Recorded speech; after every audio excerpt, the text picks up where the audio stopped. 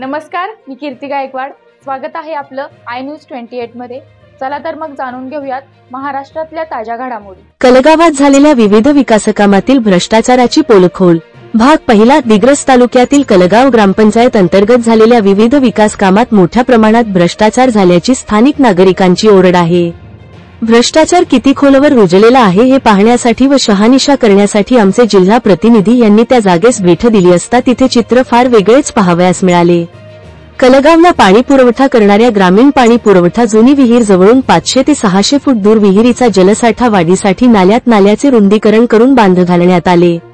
बांधाच वैशिष्ट्ये सांगायचं झाल्यास भ्रष्टाचाराच्या अजब प्रेमाची गजब कहाणी पाहण्यास मिळाली. सर्वात प्रथम तर या बांधाचा पाणी पुरवठा विहिरीला काडीचाही फायदा मिळणार नाही अशी स्थिती आहे. आपण स्क्रीनवर पाहू शकता. ग्रामीण पाणी पुरवठा विहीर जलसाठा वाढ होणे अपेक्षित होते, तर सदर बांध विहिरी लगतच जवळपास घेणे गरजेचं होतं आणि अगोदर तशी जागा पण विहिरीजवळ निश्चित करण्यात आली होती. पण नंतर कशी चक्रे फिरली कोण जाणे, जागा बदलविण्यात आली आणि इथे चक कुंटावरून शेळ्या हाकण्याचा प्रकार झाला. सदर नाला बांधाचा फायदा कुणाला हा प्रश्न निर्माण होतो. बांध हा नाल्याला पाणी प्रवाह असतानाही झाल्यावर सदर ठेकेदाराने पाणी अडविणारी दारे बसवण्याकामी वेळ काढूपणा केला. दारे तर बसवली पण नाल्यात पाण्याचा थेंबही नव्हता. सदर ठेकेदार किती काळजीवाहू होता हे आपल्याला दिसते. सदर बांध निर्मिती कार्य किती गुणवत्तापूर्ण होते याचे दृश्य स्क्रीनवर आपण पाहू शकता की बांधाजवळ नाल्याच्या दोन्ही बाजूस गोट्यांची पिचिंगच केलेली नाही.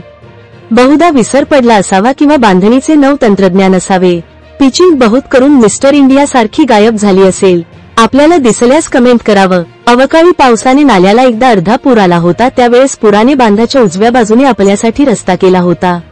शेजारच्या शेतकरी बांधवाने नंतर ग्रामपंचायत व संबंधित ठेकेदाराला वारंवार सांगितल्यावर त्या ठिकाणी दुरुस्ती करण्यात आली. पिचिंग अभावी समस्या कायमच राहणार आहे. भ्रष्टाचार की टक्केवारीने डुबळा है साहब.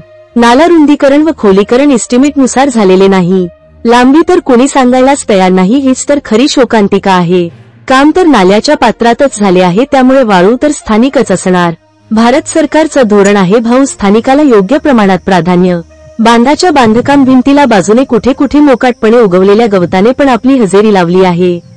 कामाचा दर्जाही सुमार आहे. स्थानिक प्रशासनाकडे संबंधित काम, निधीची रक्कम, निधीची तरतूद इत्यादी बाबींची विचारणा केली असता माहिती नाही घेऊन कळवितो असे सांगण्यात आले. अद्यापपर्यंत ही कळविले नाही व कळविणारही नाही. तर दर्शकांनो, हा आहे ग्रामीण भागातील झालेला भ्रष्टाचार युक्त विकास. कुणाचाही का असेना, विकास तर झाला ना. सदर विकास कामाची बीडीओ साहेब चौकशी करतील काय? मुख्य कार्यकारी अधिकारी सीईओ यवतमाळ सर काही कार्यवाही हाती घेतील काय? भ्रष्टाचार संपविण्यासाठी कोणी पुढाकार घेणार की राजकारणीच्या दावणीला बांधली जाणार? पुढील भागात असाच भ्रष्टाचारी विकास आपल्यासाठी पोलखोल मध्ये घेऊन येऊ. बघत रहा इंडिया न्यूज 28. यवतमाळ जिल्हा प्रतिनिधी राजाराम राठोडची रिपोर्ट.